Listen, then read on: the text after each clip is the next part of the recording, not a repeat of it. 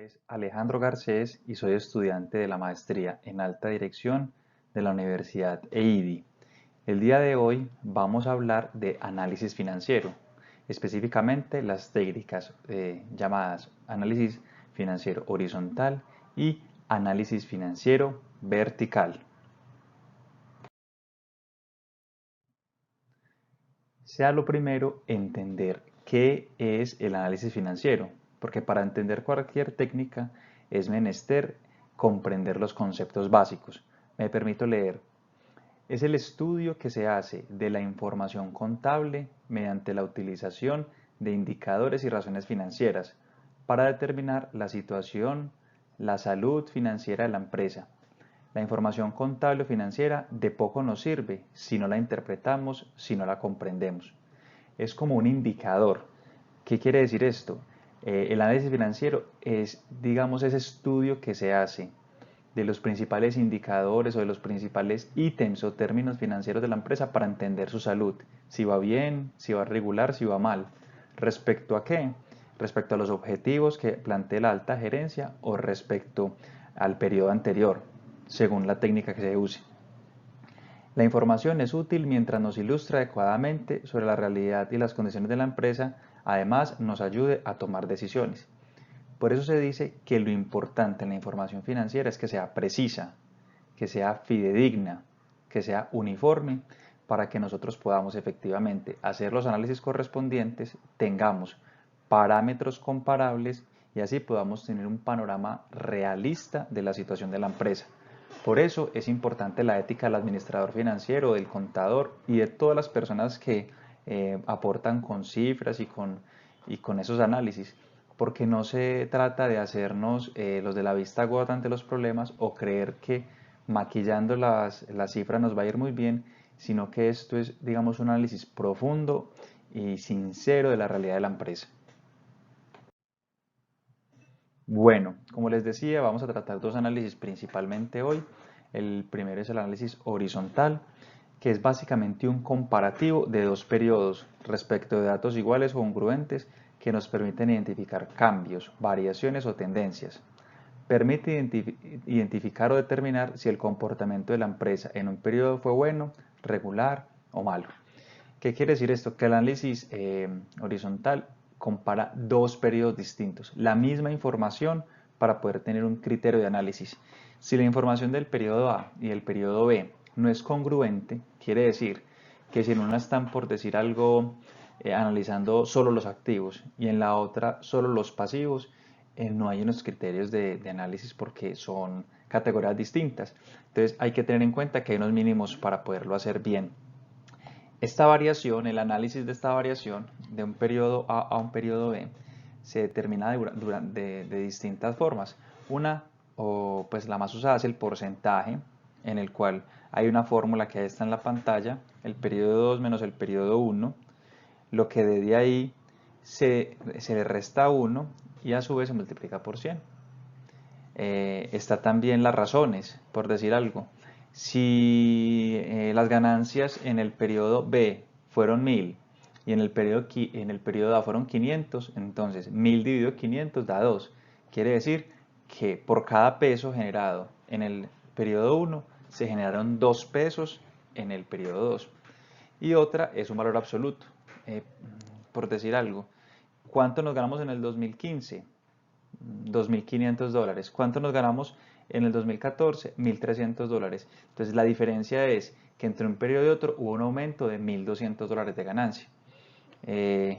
A modo de ejemplo, a manera de ejemplo, tenemos este análisis o este estado financiero de llantas Epic, ¿cierto? Una empresa ficticia. Vemos los ítems en la cuenta, en la columna de la izquierda, el valor del año 1, el valor del año 2, cuánto fue la variación en términos absolutos y cuánto fue en porcentaje.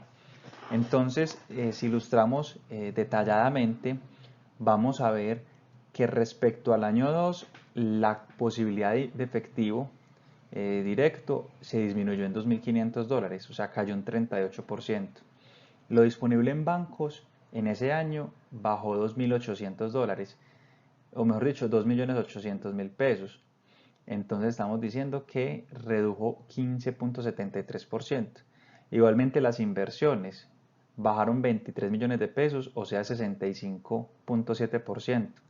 La cartera a su vez aumentó en 25 millones de pesos, o sea, creció el doble, el 50%. Los inventarios también crecieron un poco, 26%, y los activos reflejados en propiedad, planta y equipos disminuyeron en una corta cantidad, en 5 millones de pesos, o sea, 2.77%. ¿Qué quiere decir esto? Que ha habido un aumento en unos ítems con la consecuente disminución en otros.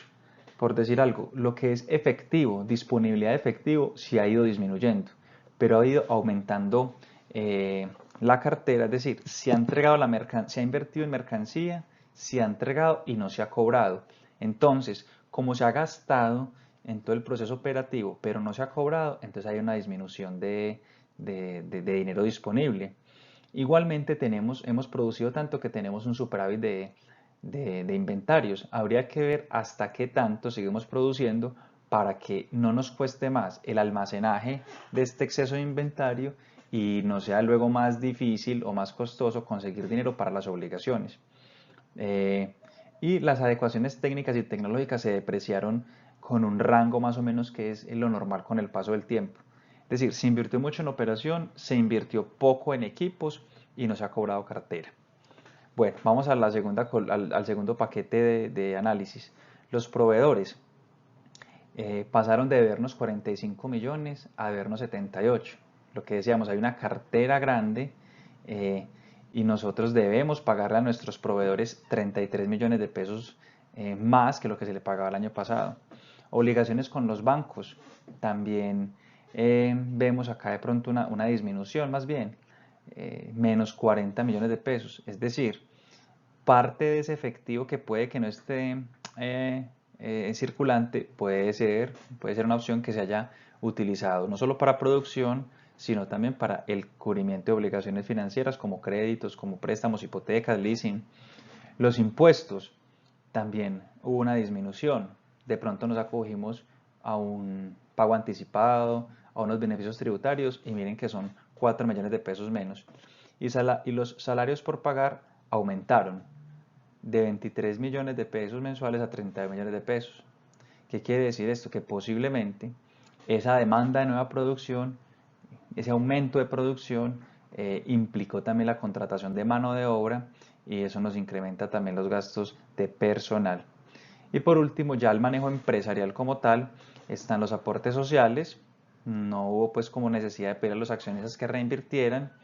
Las reservas patrimoniales están en un margen, pues digamos, tolerable, es un normal, 13%, 6 millones de pesos, es decir, dentro de las utilidades lo que se guarda como para alguna emergencia. Y las utilidades por distribuir de la resultada del año pasado fueron 5.700.000, que es lo que le vamos a dar a los socios, es decir, el 18.8% por los buenos resultados financieros del año pasado. Entonces, así se hace un análisis horizontal, comparando un periodo con otro, mirando las proporciones, mirando los porcentajes y tratando de entender de una manera realista qué pudo haber pasado. Obviamente, las personas dentro de las empresas que conocen la realidad económica y la realidad fáctica del día a día pueden dar unas conclusiones de pronto más acertadas. Análisis vertical, para ir terminando. Es de gran importancia a la hora de establecer si una empresa tiene una distribución de sus activos equitativa y de acuerdo a las necesidades financieras y operativas. Este análisis financiero utiliza el sistema vertical que consiste en determinar el peso proporcional, o sea, el porcentaje que tiene cada cuenta dentro del estado financiero analizado. Eso permite determinar la composición y estructura de los estados financieros. Es decir, ahorita teníamos tres bloques, los activos, los pasivos y los saldos de capital. Entonces, lo que se hace es que se parte un estado de un solo año en tres y se hace la proporción dentro de cada fragmento de cómo está la distribución de las cantidades. Ahorita vamos a ver el ejemplo. Con el objetivo del análisis vertical de determinar qué tanto representa cada cuenta del activo dentro del total de este, se debe dividir la cuenta que se quiere determinar por el total del activo y luego se procede a multiplicar por 100. Entonces, si el activo total era, por decir algo, los activos totales eran $500.000, ¿cierto? Y la disponibilidad efectiva eran 200.000. Entonces, para saber cuánto es ese porcentaje, es 500.000 dividido 200 y lo que resulte, 500.000 dividido 200.000 y lo que resulte lo multiplicamos por 100. En consecuencia, lo que se hace es determinar qué porcentaje total del activo representa cada rubro, dividiendo el valor por el total. Vamos a verlo en un ejemplo más claro.